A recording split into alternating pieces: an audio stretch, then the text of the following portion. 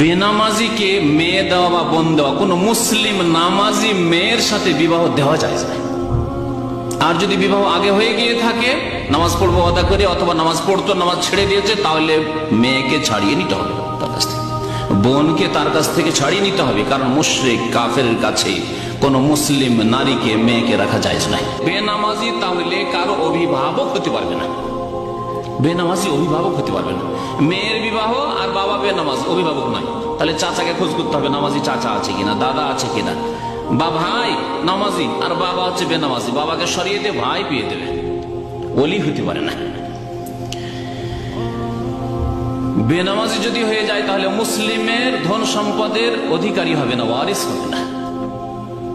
বাবা নামাজি মানুষ ইন্তেকাল করেছেন, আর ছেলে দুটো বেনামাজি, দুটো নামাজি, তাহলে বেনামাজি এই যে দুই ছেলে, তারা ওয়ারিস হবে না বাবার ধন সম্পদে।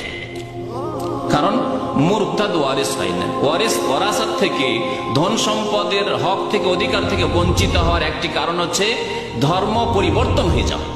এই ব্যক্তি মুরতাদ হয়ে গেছে, ইসলাম থেকে বেরিয়ে গেছে। সুতরাং যতক্ষণ পর্যন্ত 5 ওয়াক্ত নামাজ কায়েম না করবে, নামাজি বাবা থেকে, নামাজি মায়ের থেকে ধন সম্পদের হক পাবে না। বেনামাজি যখন মুরতাদ, তাহলে মক্কায় প্রবেশ করা জায়েজ নয়। আর আজ অসংখ্য বেনামাজি হজে যায়।